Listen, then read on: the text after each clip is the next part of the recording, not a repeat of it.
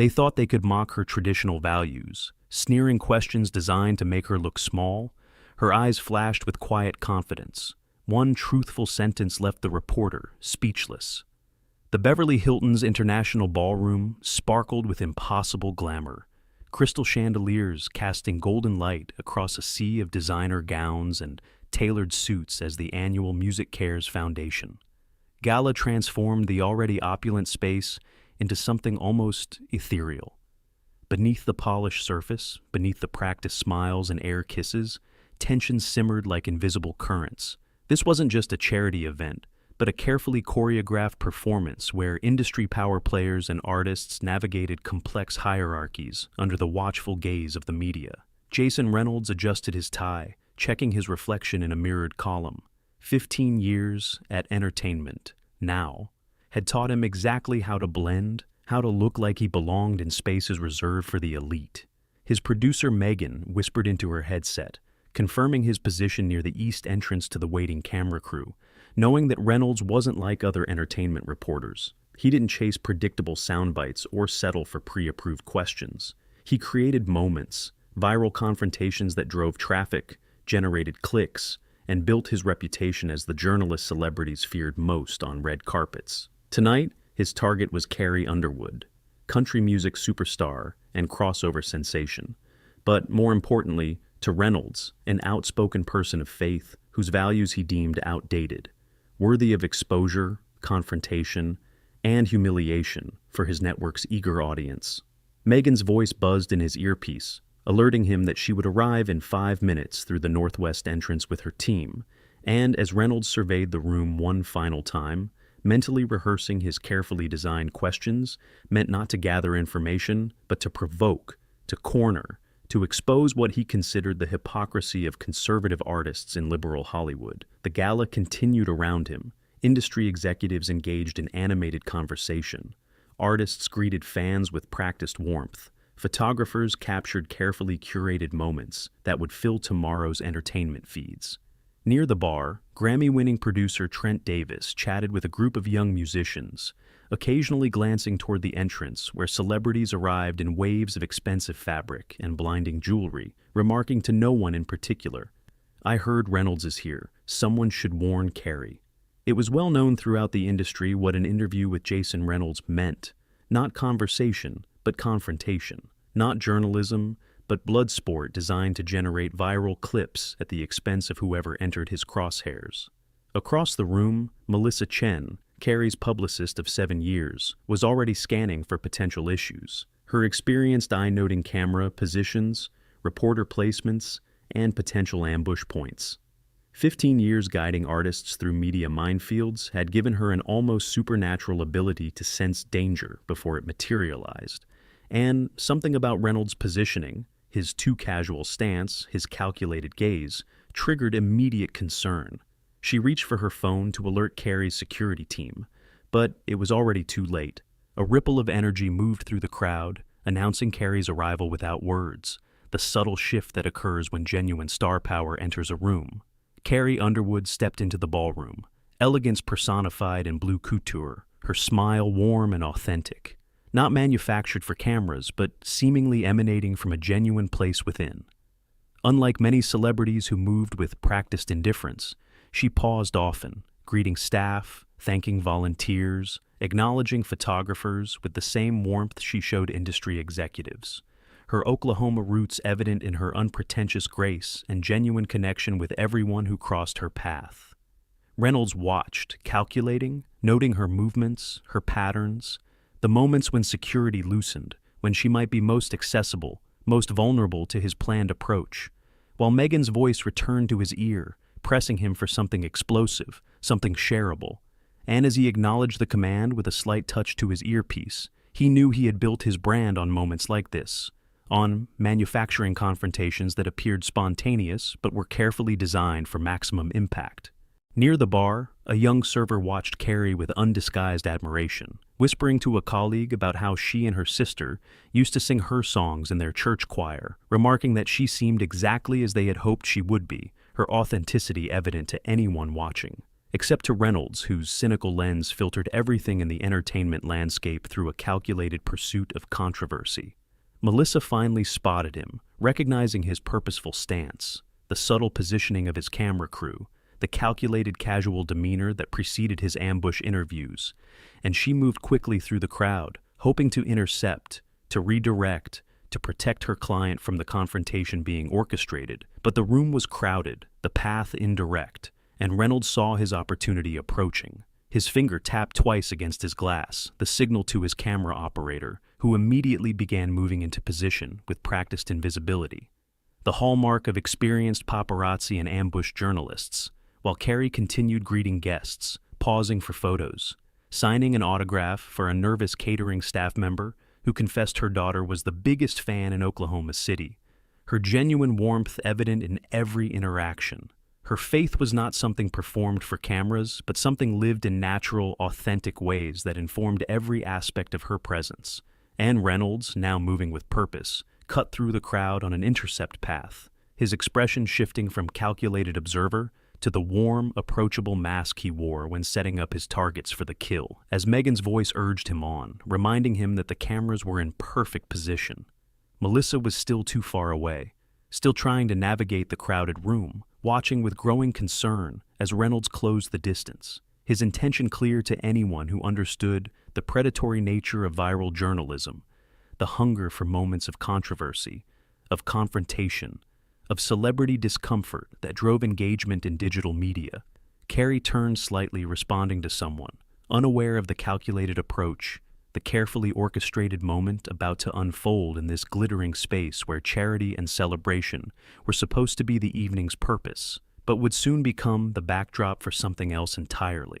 Reynolds straightened his shoulders, putting on his most disarming smile, the one that had preceded dozens of viral moments, career-defining confrontations that built his reputation as the journalist who didn't play by the rules, who pushed boundaries, who created content rather than merely capturing it. But what he didn't know, what he couldn't possibly anticipate, what 15 years of ambush interviews hadn't prepared him to recognize, was that Carrie Underwood wasn't like his previous targets, and the moment about to unfold wouldn't follow his carefully crafted script. Carrie's laughter carried across the room, genuine, warm, and inviting, as she chatted with a young songwriter who had approached with nervous reverence to thank her for recording one of her compositions. The connection between them was immediate and authentic, transcending the usual celebrity-fan dynamic to create something more meaningful, more human, in the artificial landscape of industry networking and performative gratitude. Reynolds observed from 20 feet away, cataloging details, calculating his approach, timing the perfect moment to interrupt, to insert himself into her evening with questions designed not to learn but to provoke, to expose, to generate the kind of confrontation his audience craved. His cameraman David positioned himself with practiced invisibility, ensuring perfect framing for whatever unfolded, making sure Reynolds would appear reasonable even as his questions grew increasingly hostile. It was a dance they had performed countless times, turning celebrities into content, turning confrontation into currency. Melissa was still trying to reach Carrie, still navigating the crowded room, her concern growing as she spotted not just Reynolds but his camera crew, the subtle positioning that signaled an ambush interview in preparation. She caught the eye of Mark, Carrie's security, gestured toward Reynolds with urgency, but the room was too crowded, the distance too great, the moment approaching too quickly. Reynolds touched his earpiece, listening as Megan provided final direction. Remember the angle, faith, politics, the contradiction between Christian values and Hollywood. Get her defensive, get her angry. We need something shareable. He nodded imperceptibly. 15 years of manufacturing confrontation, having taught him exactly which buttons to push, which questions to ask, which implications to make, to create the viral moments that built careers in the attention economy of entertainment media.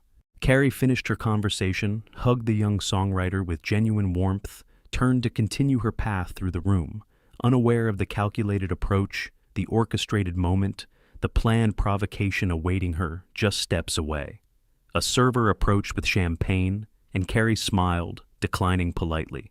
A small moment revealing a personal choice, not performed for cameras or public consumption, just quiet consistency with her own values, without judgment, without declaration.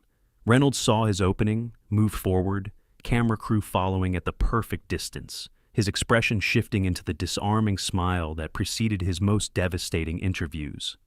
"Ms. Underwood," he called, his voice carrying just the right notes of friendliness and authority. "Might I have just a moment of your time?" She turned, smiled graciously. "Of course," she replied with natural politeness, unaware of the trap being laid, the camera already recording, already capturing what Reynolds intended to become her most uncomfortable public moment. "Entertainment now," he introduced himself, extending his hand with practiced charm. "We're speaking with artists tonight about the Foundation's important work." She nodded, appreciative, engaged. "It's such an important cause," she began. "So many musicians face health challenges without adequate support." Reynolds nodded, feigning interest, allowing her to complete her thought before executing the practiced pivot, the sudden shift in topic and tone that had become his signature move, his ambush journalism trademark. "So tell me," he said, his voice shifting slightly, "how do you reconcile your faith with working in an industry that often promotes values contrary to what you claim to believe?" The question hung in the air, its contours revealing intent, not inquiry, but confrontation. Not journalism, but provocation, designed to create discomfort, designed to generate a reaction, designed to transform a person into content. Carrie's expression changed slightly, not angry, not defensive, just thoughtful as she processed the sudden shift, the clear intent, the trap being laid before her. "I don't see a contradiction," she began, her voice still calm, still measured. "My faith is about love, about compassion, about trying to walk a path of kindness." Reynolds cut her off immediately. "But your church has specific teachings about lifestyle choices many of your colleagues and fans make, doesn't it?" His tone was now openly challenging, the friendly facade completely abandoned, the camera capturing every micro-expression, every subtle reaction to his provocation. Around them, the room continued buzzing with conversation, with celebration, but a small bubble of attention had formed. Other guests noticing the interview, recognizing Reynolds, his approach, his intent, some watching with concern, some with interest, some with the uncomfortable recognition of a predator closing in on intended prey. Melissa had finally reached the edge of the group, close enough now to hear the questions, to see the trap being laid, to recognize the manufactured moment taking shape. She moved to intervene, to redirect, but Carrie caught her eye, shook her head slightly. A subtle signal that intervention wasn't needed, that she could handle whatever came. Carrie's voice remained steady. "I think faith is often misunderstood," she began, "often reduced to simple prohibitions when it's really about how we treat each other, how we extend grace, how we—" Reynolds interrupted again, more forcefully this time. "But you've been vocal about certain beliefs that many consider judgmental, outdated. How do you justify that platform given the diversity of your audience?" The question wasn't really a question. It was accusation. It was provocation. It was the setup for a viral moment, for shareable content, for manufactured outrage. David zoomed in, camera steady, capturing what Reynolds expected would be a defensive reaction, an angry response, the emotional outburst that would drive traffic, engagement, network metrics measuring success in digital media. Nearby guests exchanged uncomfortable glances, recognizing the ambush, the setup, the deliberate provocation unfolding in a space meant for celebration, for charity, for the music community's shared purpose, beyond political division, beyond cultural warfare. Carrie took a small breath, centered herself, her expression revealing not anger, not defensiveness, not the emotional response Reynolds had calculated, provoked, anticipated, but something else entirely, something authentic, measured, thoughtful, that didn't fit his predetermined narrative.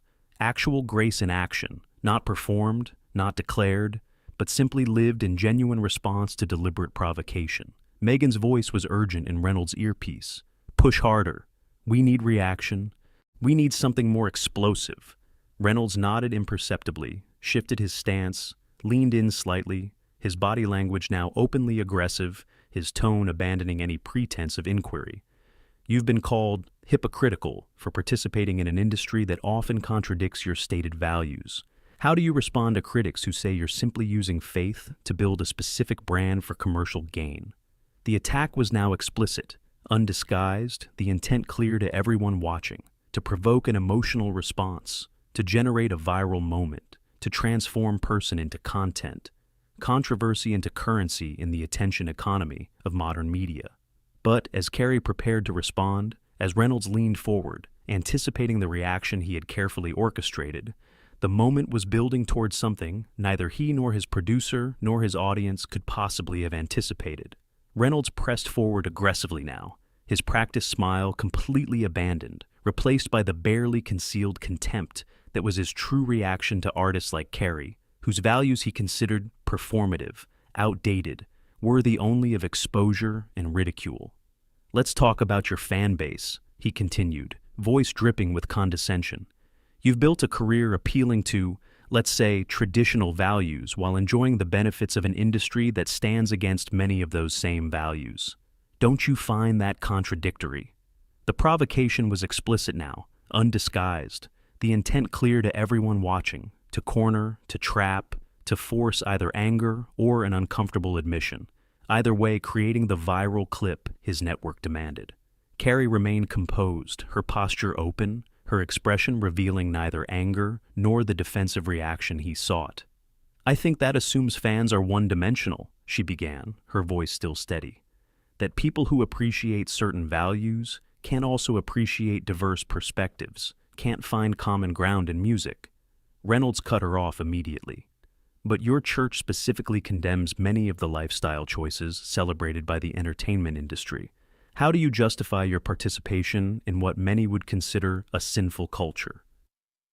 The word choice was deliberately provocative, designed to trigger an emotional response, to create the shareable moment that drove traffic in digital media. Around them, the bubble of attention expanded, more guests noticing the confrontation, recognizing Reynolds' tactics, his intent.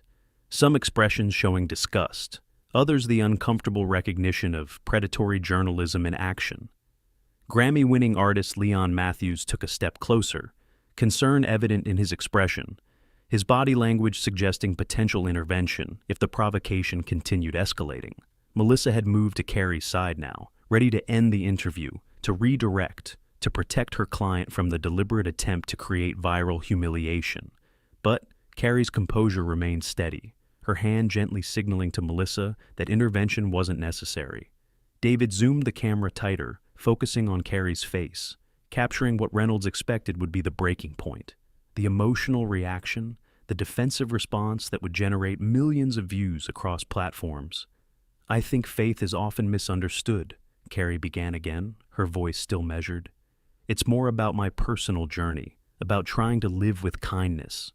Reynolds interrupted again, more forcefully. "That sounds convenient, a way to avoid addressing the contradiction between what you claim to believe and the industry that makes you wealthy." His tone was now openly hostile, dismissive, any pretense of a legitimate interview abandoned in favor of confrontation, provocation, the manufacturing of viral content at the expense of human dignity. Megan's voice crackled in his earpiece, urging more escalation, more pressure. "Perfect. Keep pushing. We're almost there. She can't take much more of this." But what neither of them recognized, what 15 years of ambush interviews hadn't prepared them to identify, was that Carrie's composure wasn't a facade, wasn't performance, wasn't the brittle shell of celebrity polished to perfect smoothness. It was something deeper, more authentic, built through years of public scrutiny, through genuine faith, through values lived, not merely proclaimed. Mark, Carrie's security, had finally reached them, positioned himself nearby, ready to intervene, to end the increasingly hostile interview, his expression revealing clear awareness of Reynolds' reputation, his tactics, his intent to create controversy at any cost. Reynolds sensed his moment slipping, the viral clip still uncaptured, the emotional response still unproduced, the content still unmade despite increasingly aggressive provocation. "Let's be honest," he said, his voice hardening further.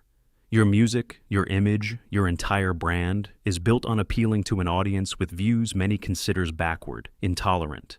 How do you justify profiting from that while enjoying Hollywood acceptance?" The attack was now complete, the accusation explicit, the trap fully laid, the moment prepared for whatever response might generate the most engagement, the most reaction, the most valuable currency in digital media. Nearby guests exchanged glances, some uncomfortable, some angry, recognizing the deliberate provocation, the intentional disrespect, the calculated attack on someone known throughout the industry for kindness, for professionalism, for authenticity. Leon Matthews moved closer still, ready now to intervene, to defend, to end the inappropriate confrontation unfolding in a space meant for celebration. Carrie's expression shifted slightly, not to anger, not to defensiveness, but to something resembling compassion for the man so desperately trying to provoke a reaction, to manufacture a moment, to create content from conflict. "I understand why you're asking these questions," she began, her voice somehow both gentle and firm. "But I think they reflect a fundamental misunderstanding of faith, of art, of human connection." Reynolds sensed danger, not physical, but to his narrative, to his planned viral moment, to the content he had promised to deliver. He cut her off again, his voice rising slightly. "These aren't misunderstandings. These are contradictions that your fans deserve honest answers about." The shifting in his tactics was now transparent, the desperation becoming evident as his target refused to react, refused to provide the emotional response, the defensive posture, the angry rejection that would generate clicks. David zoomed tighter still, camera steady, capturing what was becoming increasingly clear to everyone watching, to everyone present. The failure of ambush journalism against genuine authenticity, against grace lived, not performed, declared, not displayed. Megan's voice was increasingly urgent in Reynolds' earpiece. "Do something. We need reaction. We need emotion. We can't use calm, reasonable responses." Reynolds nodded imperceptibly, made one final calculated attempt, one last deliberate provocation designed to break through composure, to generate the viral moment promised to his network, his audience, his career. "Your songs often reference faith, but you perform in revealing outfits, sing about revenge, relationships that seem contrary to those same values. Isn't that the definition of hypocrisy?" The accusation hung in the air, its contours revealing not journalism, but attack, not inquiry, but entrapment, the deliberate attempt to create controversy, conflict, content from human interaction, human dignity. The room had grown quieter now, more attention focused on the exchange, industry figures watching with growing concern at the inappropriateness of the ambush, the deliberate disrespect, the calculated attempt to humiliate someone universally respected for professionalism, for kindness, for genuine character. Mark stepped forward slightly, ready now to end the interview, to protect his client from further deliberate provocation, calculated disrespect. But Carrie gently touched his arm, a subtle signal that intervention wasn't needed, that she could handle whatever came, that she wouldn't be provoked, wouldn't react in ways that would generate the viral moment Reynolds so desperately sought to manufacture. And then she smiled, not with anger, not with condescension, not with the brittle politeness of celebrity enduring unwanted interaction, but with something genuine, something authentic, something that suggested understanding of the game being played, the trap being laid, the content being manufactured at her expense. "I think we might have different understandings," she began, her voice clear, steady, "of what faith actually means in practice, of how it shapes a life, a career, a perspective." Reynolds opened his mouth to interrupt again, to redirect, to maintain control of narrative, of exchange, of a manufactured moment. But something in her expression, in her presence, in the quiet authenticity she emanated, made the words die in his throat as the moment he had carefully orchestrated, the confrontation he had deliberately provoked, transformed into something entirely unexpected, something he hadn't planned, couldn't control, couldn't shape into the viral content his career, his brand, his reputation required. In the crystalline silence that followed, Carrie Underwood did something unexpected, something neither Reynolds, his producer, nor the watching crowd had anticipated. She spoke with genuine kindness. "You know," she began, her voice gentle but clear, "I grew up in a small town in Oklahoma where faith wasn't something political. It wasn't a brand, wasn't a marketing strategy. It was simply how we tried to live, with kindness, with grace, with humility. Reynolds stood frozen, uncertain. This wasn't defensive, wasn't angry, wasn't the emotional reaction he had carefully provoked and deliberately sought to generate content and manufacture a moment. Her eyes held his directly, honestly, without anger, without condescension, just authentic connection that somehow cut through the artifice of the situation, the manufactured controversy, the prepared conflict. "I understand why these questions feel important," she continued, "why they seem to reveal contradiction. But I think they come from a fundamental misunderstanding of what faith means, at least what it has always meant to me." Around them, the room had gone completely silent, guests watching transfixed as something unexpected unfolded. Not confrontation, but conversation. Not defense, but dialogue. Not reaction, but reflection. Something genuine breaking through the artificial landscape of celebrity interaction. David's camera captured it all, the steady gaze, the authentic presence, the quiet strength that somehow transformed what had been designed as an ambush into something entirely different. Something Reynolds hadn't planned for, hadn't experienced in 15 years of manufacturing viral moments. Megan's voice was urgent in his earpiece. "Do something, get control back, this isn't working, we need reaction." But her words seemed distant as Reynolds found himself actually listening, actually engaging with what Carrie was saying, not as content to be shaped, but as a human exchange that somehow transcended his planned narrative. "My faith teaches me," she said, "that none of us is perfect, that judgment isn't our job, that love and compassion should guide how we treat every person we meet, even those who may see the world differently." The simple truth of her words, the lack of pretense, the absence of performance, created something powerful, something that reached beyond religious doctrine, beyond political division, beyond cultural warfare to touch something universally human. Leon Matthews nodded slightly. Other guests leaned in, listeners now, not spectators to manufactured conflict, but participants in an authentic moment none of them had anticipated. "When I write songs," she continued, "about real human experiences, about love, loss, anger, forgiveness, I'm not contradicting my faith.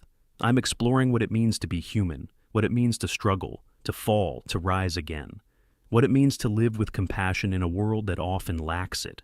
Reynolds felt something shift within himself, a reluctant recognition that what was happening, while threatening everything he had planned, was also revealing possibilities he had long ago abandoned for what human interaction could be, for what communication could accomplish when it transcended performance, when it embraced authenticity. "I wear stage costumes," she acknowledged with a smile. "I perform songs about relationships, about emotions that reflect real human experiences, because faith isn't about pretending to be perfect. It's about acknowledging our shared humanity, our shared struggles, our shared hopes." Her words carried no judgment, no defensiveness, just clarity, authenticity, perspective, that somehow transformed the entire exchange from confrontation to connection, from provocation to understanding, from a manufactured moment to a genuine exchange. David zoomed out slightly, camera steady, capturing not just Carrie now, but the context, the watching crowd, the respectful attention, the unexpected transformation of an ambush interview into something worthy of documentation for reasons entirely different than originally planned, originally intended. "My fans come from all backgrounds," Carrie continued, "all beliefs, all perspectives, and what connects us isn't agreement on everything. It's music, it's emotion, it's shared human experience beyond the labels, beyond the divisions that often seem to define us." Reynolds found himself nodding slightly, the practiced cynicism, the calculated confrontation momentarily suspended as something authentic broke through his professional persona, reached beyond the role he played in the ecosystem of entertainment media. Melissa watched with quiet pride as her client transformed what had been designed as a moment of humiliation, as content creation at her personal expense, into something that revealed character, that demonstrated values, not merely proclaimed but lived, in genuine response to deliberate provocation. "I respect that you have questions," Carrie said, her eyes still holding Reynolds' gaze. "I respect that your perspective is different, that your understanding of faith might not align with my experience, but that's exactly what makes conversation valuable, what makes connection possible." Her generosity in that moment, Her refusal to be provoked, her choice to respond with kindness to deliberate disrespect, created something powerful, something unexpected, something that reached beyond the immediate exchange to touch everyone watching, everyone listening, everyone present in that transformed space. Reynolds found words finally, but not the ones he had prepared, not the follow-up designed to corner, to trap, to provoke, but something more genuine, more human, more aligned with actual curiosity. "How do you maintain that perspective?" he asked, voice softer than before, "in an industry that often pushes against traditional values?" The question still carried assumptions, still reflected his perspective, but the intent had shifted somehow from provocation to inquiry, from manufacturing content to seeking understanding, a subtle but profound transformation that everyone present could feel. Carrie smiled, recognized the shift, acknowledged it with subtle grace. "I don't see the world as divided between industry and faith, between secular and spiritual, between us and them," she explained. "I see people trying their best, bringing their whole selves to their art, to their work, to their relationships. None of us perfect, all of us valuable." The simplicity of her response, the lack of defensiveness, the absence of judgment, carried a power that transcended the artificial constructs of the situation, reached beyond performance, beyond persona, to something authentically human. Around them, the room remained silent, attention focused not on celebrity spectacle, not on manufactured controversy, but on genuine exchange, on authentic voice, on something that rarely emerged in the carefully constructed interactions that normally characterized such spaces. Megan's voice had gone silent in Reynolds' ear, the producer recognizing something unexpected, something unplanned, something potentially more valuable than the viral confrontation originally sought, originally demanded. David's camera captured it all. The transformation of a hostile interview into human connection. The shift from provocation to conversation, from manufactured content to authentic exchange that no one had anticipated, no one had planned, but everyone recognized as something rare, something genuine, something real. Reynolds felt something unfamiliar stirring in his professional consciousness. Not the satisfaction of a successful ambush, not the triumph of a viral moment captured, but the rarer, deeper recognition of having witnessed something authentic, something that transcended the hollow performance of celebrity journalism, of manufactured controversy, of content created at human expense. And as Carrie continued speaking, her voice steady, her perspective clear, her presence somehow transforming not just the interview, but the entire space. Everyone watching, everyone listening, everyone present understood they were witnessing not the viral moment Reynolds had planned, but something infinitely more valuable, authentic grace in action. The ballroom felt different now, transformed by something authentic that had broken through the carefully constructed performance of celebrity journalism. Reynolds stood unnaturally still, his usual confidence visibly recalibrated as Carrie continued speaking, not with rehearsed talking points or defensiveness, but with quiet clarity that carried more authority than his practiced provocations. "I think what connects us all," she said, her voice warm and genuine, "is our shared humanity, our common struggles, our desire to be understood, to be accepted, to find meaning in our experiences, whether through faith, through art, through connection." The words hung in the air, simple yet profound, reaching beyond religious doctrine, political division, and cultural warfare to touch something universally human. David widened his shot, capturing not just Carrie and Reynolds, but the watching crowd, their expressions revealing an unexpected recognition of an authentic moment breaking through artificial interaction. In the control room, Megan stared at the live feed. This wasn't the content they had planned, wasn't the viral confrontation they had orchestrated, yet somehow it was becoming something more valuable, more meaningful. She tapped her assistant's shoulder. "Make sure we're getting clean audio. We're keeping all of this." 15 years of producing ambush interviews had never yielded something like this, something that transcended the formula of provocation, reaction, and viral spread. Reynolds found himself responding differently, the practiced cynicism temporarily suspended, the calculated confrontation giving way to something approaching genuine curiosity. "You mentioned bringing your whole self to your art," he said, his tone transformed, his posture shifted. How do you navigate an industry that often seems to demand compromise? The question still carried assumptions, still reflected his perspective, but the intent had fundamentally changed, from provocation to inquiry, from manufacturing content to seeking understanding. Carrie smiled, recognizing the shift, acknowledging it with characteristic grace. "I don't see authenticity as compromise," she explained. "I don't believe staying true to your values means judging others or refusing to engage with different perspectives. It means bringing your whole heart to your work while respecting everyone you encounter." Around them, the watching crowd had grown, industry figures drawn by the unexpected transformation of an ambush interview into something worthy of attention for reasons entirely different than originally anticipated. Leon Matthews nodded visibly. Other artists exchanged glances of approval, recognizing something rare, something genuine, emerging in a space normally characterized by performance, calculation, and artifice.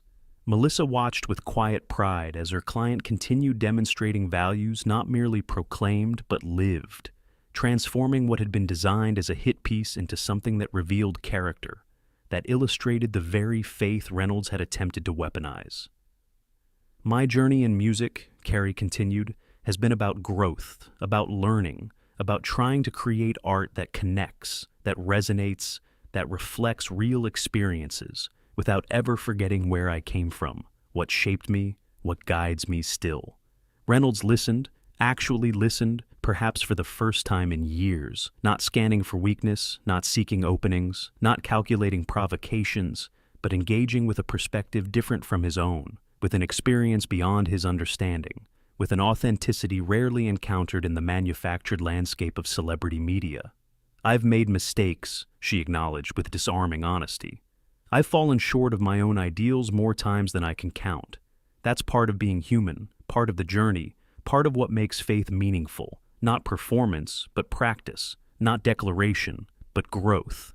David's camera captured the transformation, not just in Carrie, not just in Reynolds, but in the entire atmosphere surrounding them, as performative journalism gave way to genuine exchange, as calculated confrontation yielded to authentic connection that no one had planned, no one had anticipated. Grammy-winning producer Samantha Wright leaned toward her colleague and whispered, "I've never seen anything like this. An ambush interview transformed into actual conversation."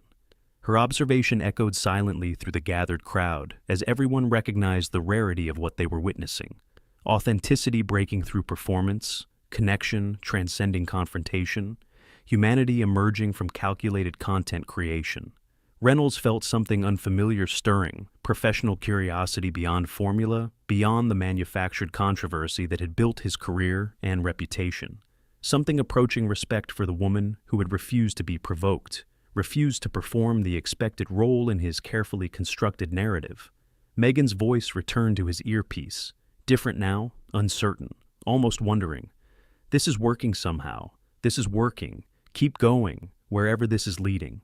The producer recognized something valuable emerging from failed provocation, from transformed exchange, from an authentic connection neither had anticipated. "I think," Carrie said, her voice steady and clear, "what people respond to in any art isn't perfection, isn't performance, but authenticity, genuine emotion, the courage to be fully human, to share real experiences, real emotions, real struggles in ways that connect across all divisions." Reynolds nodded, finding himself agreeing.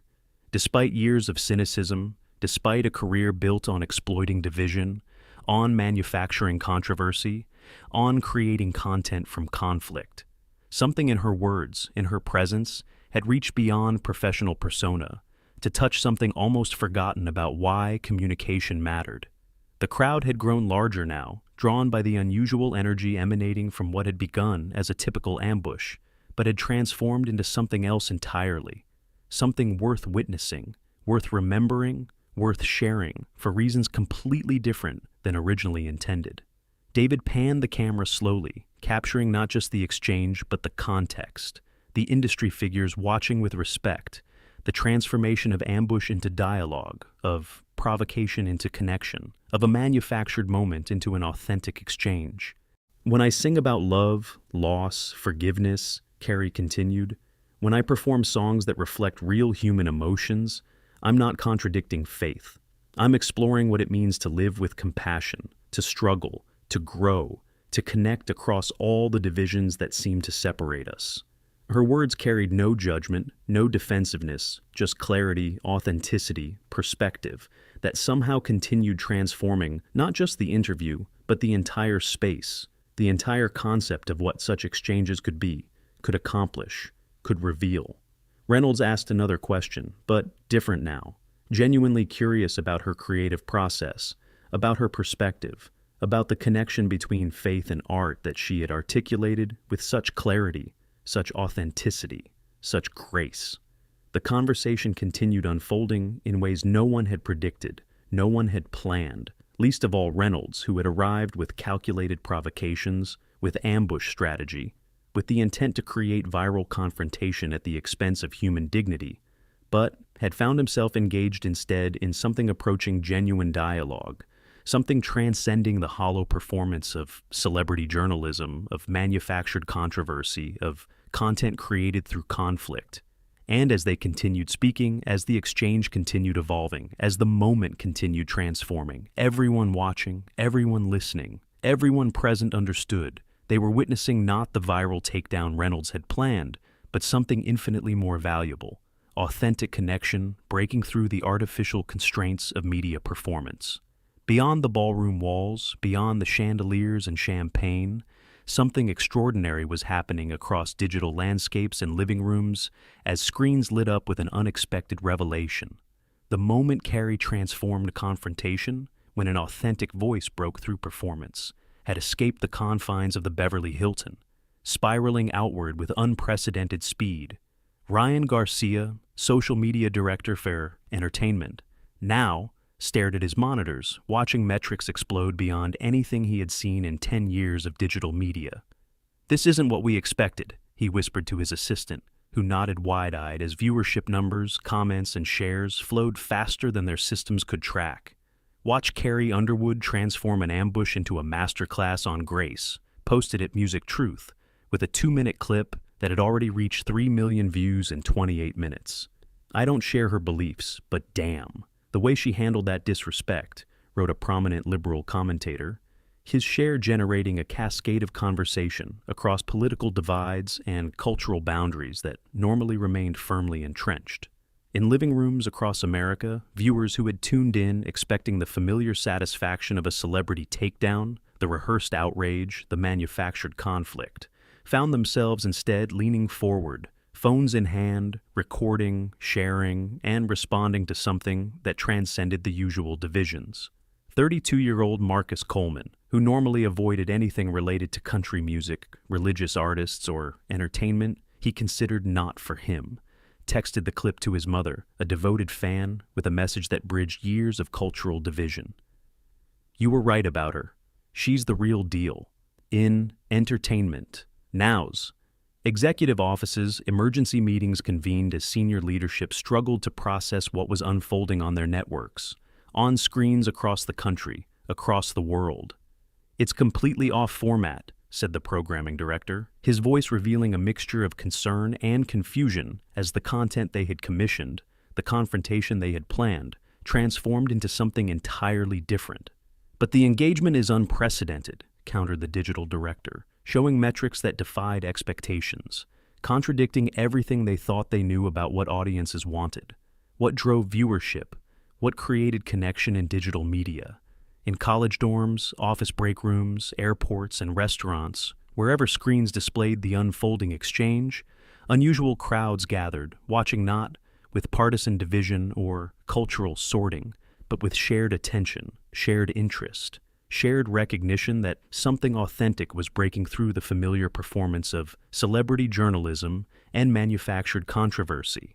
Conservative media, which had prepared outraged responses to the expected disrespect, scrambled to adjust their coverage as the narrative slipped beyond the familiar patterns of cultural combat. "This is what living your faith looks like," wrote one outlet, sharing the unedited exchange rather than fragmenting it to fit a predetermined narrative or reinforce existing divisions. Liberal publications, normally dismissive of country artists and faith perspectives, found themselves in unfamiliar territory, acknowledging the power of Carrie's authentic voice, the grace in her response, the wisdom in her words that transcended the divisions they normally emphasized in pursuit of engagement, in pursuit of clicks. A lesson in bridge building. Read an unexpected headline from a progressive entertainment site. As the boundaries between media ecosystems, normally strictly enforced, suddenly blurred in an unprecedented moment of shared appreciation. Thomas Wilson, Reynolds' longtime mentor who had taught him the ambush formula, watched from his home office with growing unease, his phone exploding with messages, with observations about the transformation they were witnessing. For 15 years, they had perfected the approach: provocation, reaction, viral spread, giving audiences exactly what they assumed was wanted: confirmation of conflict, reinforcement of division, the emotional satisfaction of a celebrity takedown. And in one unplanned, authentic moment, Carrie Underwood had revealed the emptiness, the shallowness, the ultimate futility of that entire approach, of that entire formula. In network headquarters, executives watched the real-time metrics with stunned disbelief as viewership climbed dramatically mid-broadcast, reaching demographics they never attracted, holding attention they never sustained, generating a response they never inspired, with content they never intended to create. Social media moderators struggled to keep pace with comment sections, normally toxic wastelands of the partisan sniping, suddenly filled with thoughtful engagement, genuine questions, and honest reflections, something approaching actual dialogue across normally unbridgeable divides. A communications professor in Chicago recorded the segment for her students as an illustration of how an authentic response could transform a calculated provocation into a meaningful exchange that created unexpected connections across diverse perspectives. 3 major entertainment networks immediately scheduled editorial meetings to discuss implications for their formats, their approaches, their assumptions about celebrity coverage, audience desires, and what media could and should provide in an age of division and provocation. Carrie's social media accounts gained hundreds of thousands of followers within an hour. Her mentions filled not just with fan adoration, but with messages from across the cultural spectrum, acknowledging the power of her approach, the value of her perspective, the impact of her voice when not filtered through partisan framing, when encountered directly, authentically. Back in the production van outside the Beverly Hilton, Megan watched the remaining footage upload with something between awe and anxiety. As everything they had built, everything they knew, everything they assumed about their audience was suddenly called into question by the unexpected power of authenticity over performance, of connection over conflict, of dialogue over demolition. Reynolds' phone buzzed constantly now, colleagues, competitors, and critics all reaching out, all responding to what they had witnessed. The transformation of an ambush journalist known for takedowns, known for provocations, known for manufacturing viral moments at the expense of his subjects, at the expense of truth, at the expense of genuine human connection. Network phones rang continuously, interview requests pouring in for Carrie, not just from usual entertainment programs, but from news outlets, cultural commentators, morning shows, and podcasts, all sensing something important had happened, something that required follow-up, something that might even require change in their own approaches, assumptions, and formats. The segment that had been designed to create viral moments of celebrity discomfort had indeed gone viral, but for reasons no one had anticipated, no one had planned, no one had believed possible in the artificial landscape of entertainment media.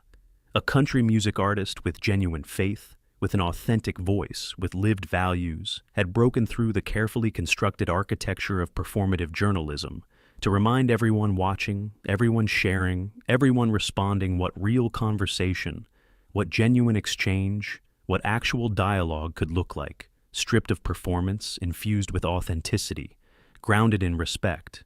In the ballroom, the gala continued. Carrie moved through the crowd, speaking with guests, posing for photos, her demeanor unchanged by what had happened, by the transformation she had catalyzed, by the digital cascade now building around the exchange that had unfolded. Reynolds stood near the bar, still processing, still integrating, still attempting to understand what had happened to his carefully constructed plan, his ambush strategy, his viral formula. When confronted with authenticity, with grace, with the genuine living of values he had attempted to weaponize. David packed his camera equipment, his mind replaying what he had captured, not the manufactured moment originally sought, but something infinitely more valuable, something that might actually contribute to cultural conversation, to human understanding, rather than merely exploiting division in pursuit of metrics, in pursuit of engagement, in pursuit of hollow professional success. And as the evening continued unfolding, as the digital response continued building, as the unexpected impact continued spreading across platforms, across perspectives, across normally unbridgeable divides, something shifted, not just in format, not just in approach, but in the fundamental understanding of possibilities for connection across difference, for dialogue across division, for authentic exchange beyond performance, beyond provocation, beyond the artificial constraints of media formula that had limited human interaction for so long. 3 days after the gala, the ripples had become waves, crashing against established shores and reshaping the media landscape in ways no one had predicted. Carrie Underwood sat in her home studio, watching as the conversation continued beyond her control, beyond anyone's, taking on a life entirely its own. Entertainment. Now's executive team had called an emergency weekend meeting, their entire format suddenly questioned, not just by viewers or critics, but by their own staff and producers, who had watched what happened when ambush journalism encountered authentic grace, when provocation yielded to genuine dialogue. The clip had been viewed 90 million times across platforms and demographics, transcending usual media bubbles and reaching people who normally scrolled past anything related to country music, faith, or celebrity interviews. Media analysts wrote lengthy pieces examining the unexpected phenomenon, the hunger for authentic exchange revealed in those unscripted minutes when an artist refused to react, refused to perform the expected role in manufactured controversy. Jason Reynolds, known for his ambush tactics, remained uncharacteristically silent, his usual social media presence suspended as he processed what had happened, what it meant for his approach, his brand, his entire career built on provocation. USC's Annenberg School announced a special panel to examine the implications for entertainment journalism, media ethics, and the possibility of connection across divides in an age of performative conflict. Carrie's music streams increased by 300%, not just among existing fans, but expanding to demographics that normally avoided country music, faith-oriented artists, or anything labeled with categories they had been conditioned to reject. Her phone rang again. Another interview request, this time from a prestigious Sunday program, not to discuss music or promote albums, but to explore what had happened at the gala, the moment authenticity transformed provocation, and what it might mean for cultural discourse. She accepted, recognizing the responsibility that came with the unexpected attention, the opportunity to build on what had started, to expand the conversation beyond a single moment into something more lasting, more meaningful. 3 major entertainment networks had already announced format changes for their celebrity coverage, moving away from ambush tactics, provocation, and manufactured conflict toward approaches that prioritize substance, respected subjects, and acknowledge complexity beyond clickbait. Jennifer Reese, a producer at a rival network, watched the changes with growing unease, insisting in a staff meeting that people still wanted controversy, still wanted conflict, still wanted celebrities caught in unguarded moments. But the viewership data suggested otherwise, as audiences increasingly migrated toward content that offered depth, that respected its subjects, that prioritized authenticity over manufactured spectacle.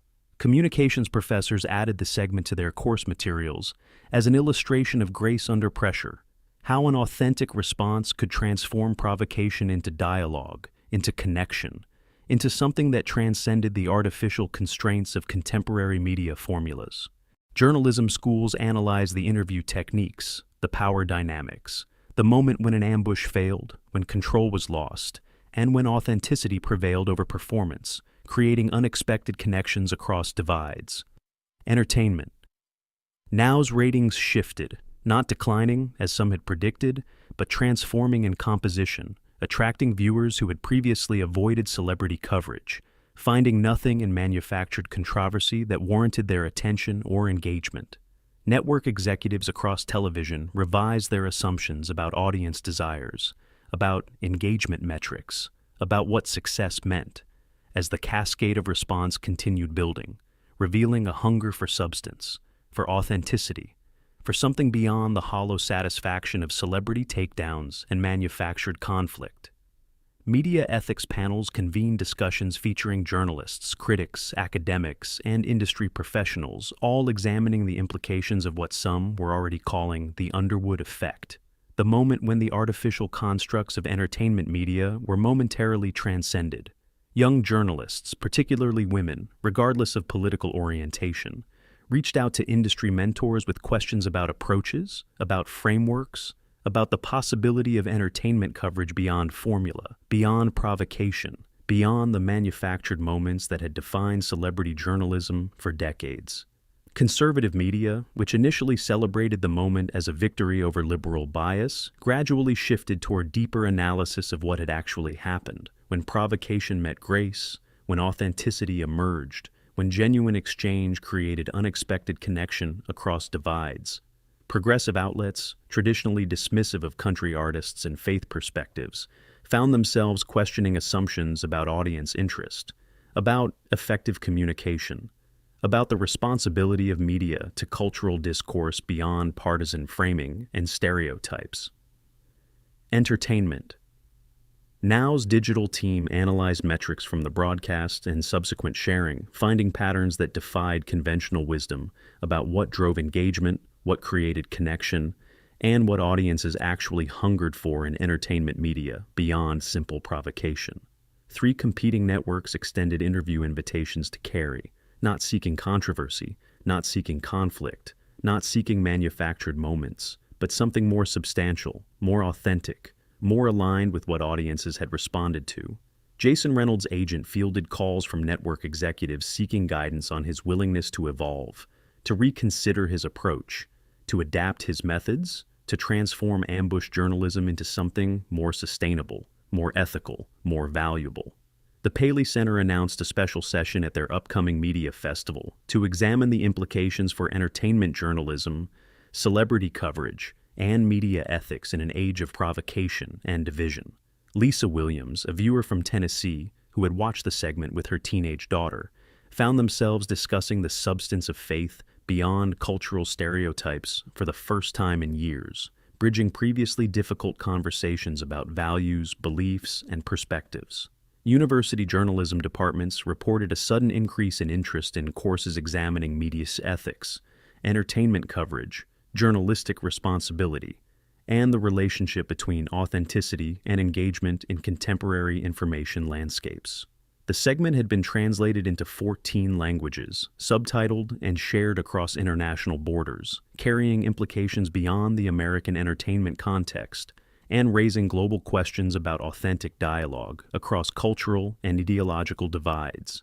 Media watchdog organizations noted subtle shifts in format and approach across entertainment programming in the days following: more substance, less ambush, more conversation, less provocation, more respect, less exploitation, as competitors scrambled to capture the unexpected audience hunger for something beyond performance. Reynolds' producer, Megan, spent hours reviewing past segments with a new perspective, seeing patterns of manipulation, of disrespect, of exploitation that had once been invisible in the comfortable familiarity of formula, now revealed in the harsh light of comparison to the authentic exchange they had witnessed. Artists of faith, particularly, found platforms previously unavailable, as media outlets recognized the hunger for perspectives that had long been filtered through hostile framing, dismissive introductions, and stereotypical presentations designed to diminish rather than illuminate genuine experience.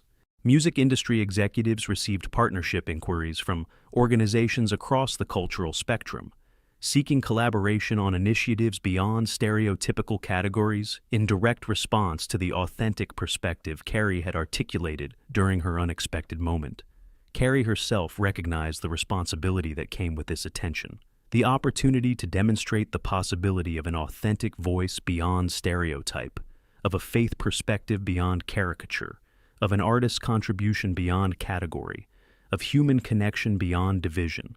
And as the conversation continued evolving, as the implications continued unfolding, as the moment continued reverberating through the media landscape, through cultural discourse, through individual relationships previously strained by stereotypical division and categorical thinking, something shifted, not just in format or approach, but in the underlying assumptions about what was possible, for connection across seemingly unbridgeable divides, for authentic exchange beyond performance, for genuine dialogue beyond provocation, beyond the artificial constraints that had limited human interaction, human understanding, and human connection for far too long.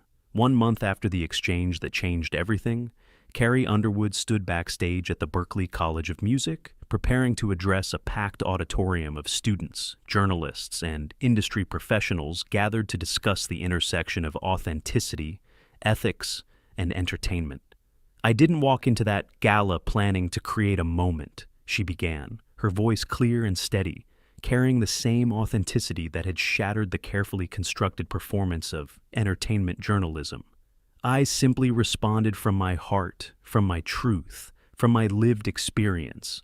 The audience listened intently, not through the lens of cultural division or categorical sorting, but with shared curiosity about what happens when provocation meets grace, when performance encounters authenticity, when manufactured conflict transforms into genuine connection. Across the media landscape, profound shifts had taken place. Entertainment now had undergone a complete transformation, prioritizing substance over spectacle, respect over provocation, and genuine exchange over manufactured controversy. Jason Reynolds, having taken several weeks off, returned with a public statement acknowledging the limitations of his career-long approach. "I've been asking myself whether I've been contributing to understanding or merely to division, whether I've been illuminating artists or exploiting them for views, for relevance, for professional advancement." His unexpected honesty went viral, sparking discussions among colleagues, competitors, and critics who recognized something important in his willingness to evolve. Entertainment programming across networks shifted towards substance, attracting audiences who had previously disengaged from celebrity media, finding nothing of value in manufactured controversy. Media competitors revised their formats, rethinking what audiences truly wanted, what engagement meant, and what responsibility they bore in cultural discourse beyond exploitation. As Carrie continued her address, she reflected on the hunger for sincerity, for conversations that acknowledge the fullness of human experience beyond stereotypes. "I believe people are hungry for voices that speak from lived experience rather than performing expected roles, for exchanges that seek understanding rather than generating conflict," she said, as the audience nodded, some taking notes, some simply absorbing the possibility of entertainment media beyond familiar patterns of exploitation. Berklee's Institute had launched a new fellowship program examining authenticity in artistry and its impact on audience connection, and applications flooded in from students eager to contribute to the evolution of entertainment communication. The music industry too responded, forming partnerships that transcended cultural divides, seeking bridges where barriers once stood. "Audiences aren't as divided as our media portrays," Carrie observed. "Our backgrounds vary, our expressions sometimes conflict, but beneath it all, we share an appreciation for authenticity, for genuine human connection." Jason Reynolds, now hosting a reimagined format centered on understanding rather than controversy, saw his ratings drop initially, then climb, drawing viewers who valued respect and depth over provocation. Nielsen data and academic research confirmed the shift. Audiences across demographics sought authentic dialogue, having abandoned media that offered only exploitation or stereotype. Universities established research initiatives exploring the implications for journalism, entertainment, and ethics, questioning the role of media beyond provocation. What if we created media environments that rewarded substance, that prioritized understanding, that valued authentic voices over rehearsed performance? Carrie challenged. What if we acknowledged the complexity of expression beyond simplistic cultural framing? When she stood in that ballroom, responding to intentional provocation, refusing to react, refusing to perform the expected role, she hadn't considered the broader implications. She had simply remained true to herself, to her values, to her understanding of genuine exchange. The moment had since inspired artists of faith, particularly women, to demand their voices be heard beyond dismissive framing and stereotypical presentation. More significantly, it had prompted media executives, producers, and hosts to reconsider their assumptions about audience desires and their responsibility to cultural discourse beyond ratings and formulaic engagement. We have an opportunity now, Carrie concluded, to transform how we talk about art, how we engage across differences, how we understand diverse expressions beyond cultural warfare, beyond the artificial constraints that have limited genuine exchange for far too long. The audience rose in a standing ovation, not in partisan enthusiasm, but in recognition of the possibilities when authenticity breaks through performance, when substance replaces spectacle, when understanding outweighs provocation. Her words resonated beyond the auditorium, beyond Berkeley, beyond Boston, into living rooms, classrooms, and boardrooms, where audiences had witnessed the possibility of entertainment media that actually connected rather than merely provoked, that contributed to understanding rather than confirming categorical perspectives. Jason Reynolds watched the live stream from his office, considering what it meant for his own evolution, for his contribution to a media landscape shifting beyond exploitation, beyond the hollow satisfaction of viral moments, towards something more meaningful, more valuable, more aligned with genuine human connection. Carrie's social media filled with messages from across cultural spectrums, acknowledging the impact of that moment, the hunger it exposed for something substantial, respectful, and authentic in entertainment discourse. Across the country, similar conversations unfolded as performance briefly yielded to possibility, as stereotypes gave way to curiosity, as provocation surrendered to connection, revealing a deep hunger for authentic exchange that transcended cultural division and offered hope for discourse beyond exploitation. If this story moved you, if it made you reconsider how media functions, how audiences engage, how understanding forms across cultural divides, share it, because sometimes transformation begins not with grand declarations, not with format changes, not with institutional reform, but with a simple insistence on authenticity, on speaking truth, on being heard. Subscribe for more stories that illuminate possibilities. When we break through the artificial constraints of entertainment media, when we insist on authenticity, when we prioritize connection over conflict, when we finally start seeing beyond stereotypes, beyond categories, beyond the divisions we've accepted as inevitable, when in reality they may be more artificial, more surmountable, more transformable than we ever imagined.